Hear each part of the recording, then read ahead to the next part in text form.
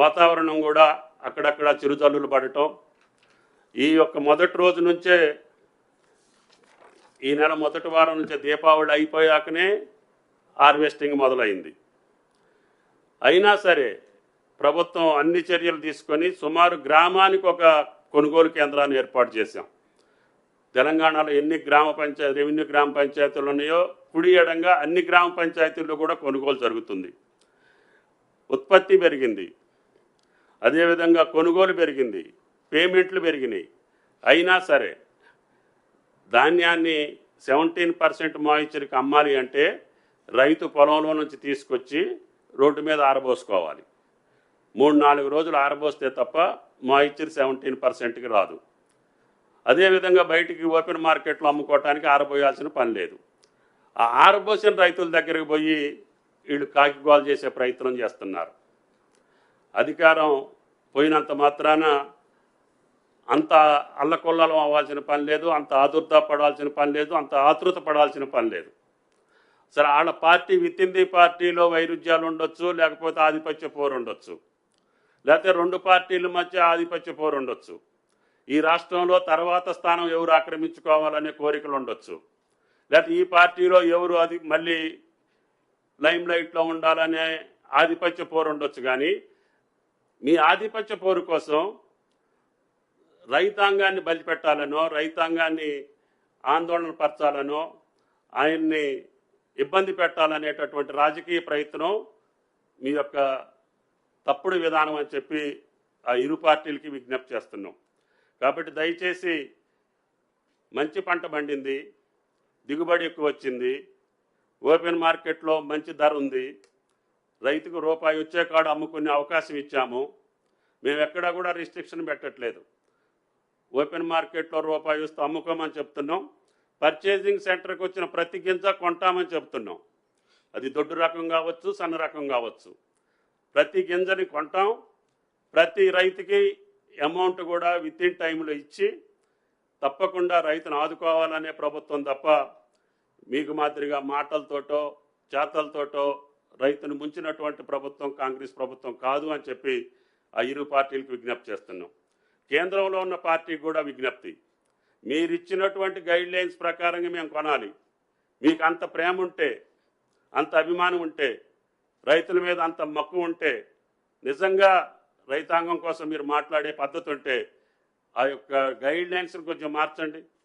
Moisture యొక్క విధి విధానాలు మార్చండి. అది కాటన్లో కావచ్చు, వరిలో కావచ్చు.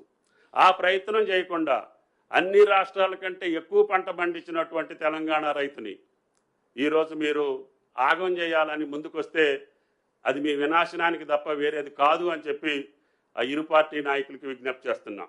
కాబట్టి దయచేసి ధాన్యం కొనుగోలులో కానీ, పత్తి కొనుగోలులో కానీ, పత్తి కూడా గతంలో కంటే బ్రహ్మాండంగా దిగుబడి తగ్గింది, కానీ కొనుగోలులో మాత్రం ఏమాత్రం కూడా అలక్ష్యం చేయకుండా గత 3 నెలలుగా CCIని ఇబ్బంది పెట్టి ఆ మంత్రి గారితో మాట్లాడి ఆ MDని ఇక్కడికి పిలిపించి 3 సార్లు తెలంగాణ పత్తిని మొత్తాన్ని కొనుగోలు చేసే ప్రయత్నం చేశాం.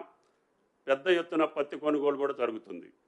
ఎక్కడైనా ఏదైనా టెక్నికల్గా సమస్య వస్తే రైతులకు కూడా మేము విజ్ఞప్తి చేశాం.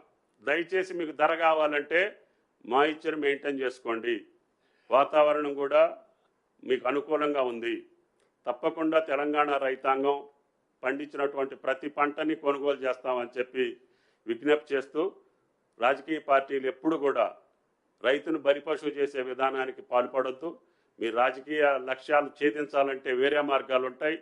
ప్రభుత్వం వాస్తవంగా తప్పు చేస్తే మీ తప్పును మేము సర్దిద్దుకోవటానికి మేము సిద్ధంగా ఉన్నాం.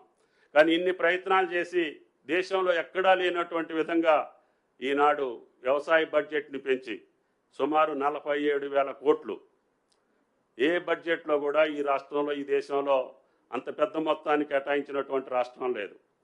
అటువంటి రాష్ట్రాన్ని పట్టుకొని కష్టపడ్డటువంటి రైతుని మీరు కన్నీళ్లు పెట్టి ఇవ్వాలని చెప్పో, లేకపోతే కృత్రిమమైనటువంటి కార్యక్రమాలు నిర్వహించి తాత్కాలికంగా మీరు శునకానందం పొందొచ్చు. అది మంచిది పద్ధతి కాదు రాజకీయ పార్టీలకి అని చెప్పి విజ్ఞప్తి చేయదలుచుకున్నాం. కాబట్టి దయచేసి మేము అన్నటువంటి ప్రతి మాట రైతుకు సంబంధించి 2 లక్షల రుణమాఫీ చెప్పాం. అది ఆగస్టు 15కి 2 లక్షల లోపు ఉన్నటువంటి వాళ్ళందరికీ చేశాం.